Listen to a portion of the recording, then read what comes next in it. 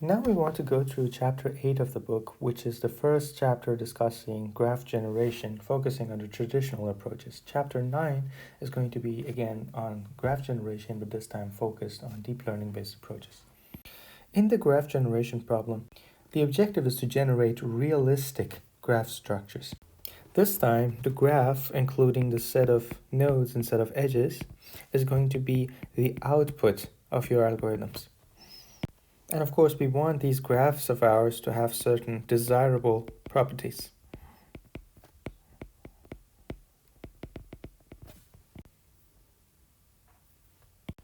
Now, in these traditional approaches, we define a generative process that can focus on, for example, how the edges in the graph are created.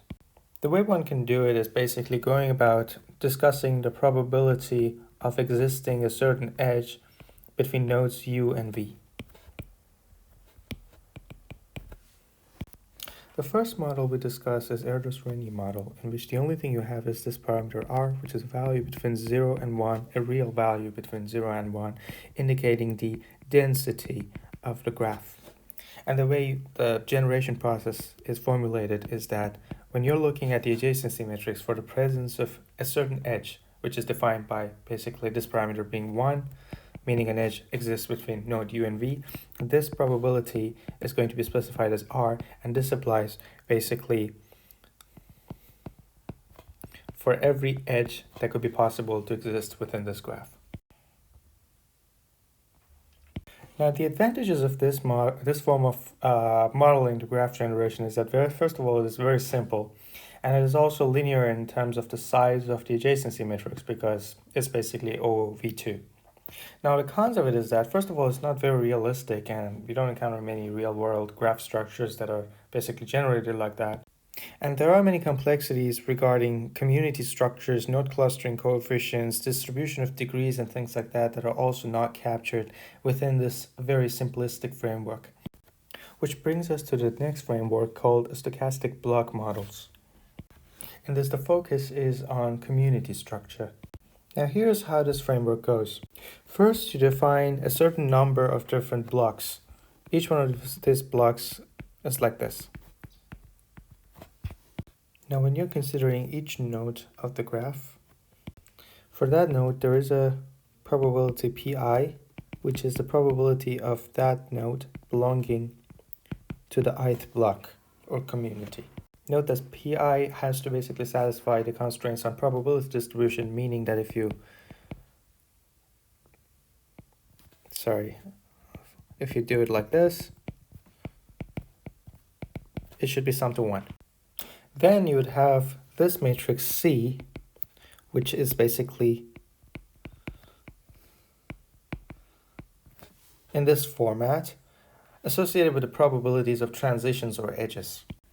This means that if you look at the element ij of C, this would indicate the probability of a node in cluster I or in segment I or community I transitioning to a node in community J. So to summarize it, the generative process is like this.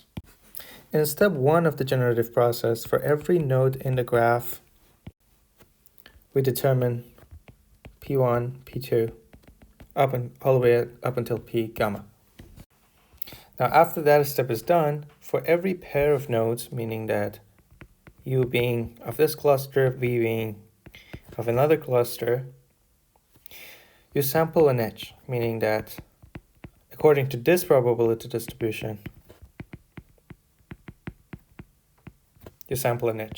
Now you can see that focusing on how bigger the diagonal elements of C are compared to the non-diagonal elements, you are kind of describing to what extent it is possible for a node within a one cluster to transition or to basically have a path to another node, have an edge to another node in another cluster. And this that we have discussed is the most basic format of the stochastic block models. Now, the main drawback of SBMs is that there's not a real focus on the individual node characteristics. And when you look at a certain community, then you sort of have a uniform distribution of the edges in the nodes within that community. Now, one thing that happens in real world applications is that most often you have certain hop nodes with a lot of edges. and some other nodes with not a lot of edges, and therefore you don't have a homogeneous distribution of degrees within each one of these communities. Which brings us to the next framework called preferential attachment. Now, let's just start with the fact that in the real world applications, when we're looking at a certain community of nodes, and if you're considering a certain node and you want to say something about the degree of this node, the probability distribution you associate with that is usually non-uniform. So you don't usually have a homogeneous distribution of node degrees. Now, preferential attachment is based on the hypothesis that many of the real-world graphs follow the power law degree distribution, meaning that when you're looking at the degree of node U and you want to look at the probability of this degree being k, the larger this k is, the lower the probability. In this case, alpha is a value larger than 1. Now, the idea behind this sort of a distribution is that you want to have a heavy tail distribution, meaning that you want to have like a non-zero chance of encountering a very small number of nodes within all these nodes that have a very, very large degree. And this describes those hop nodes in real-world graphs more accurately.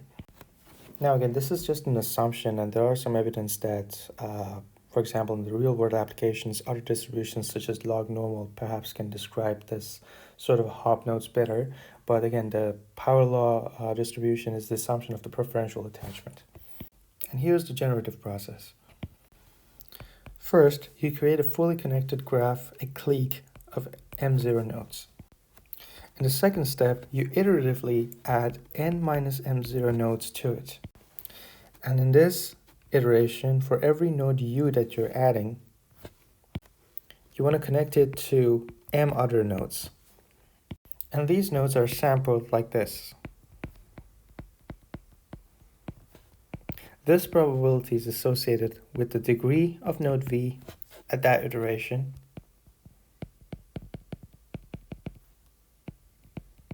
compared to the degrees of everything else.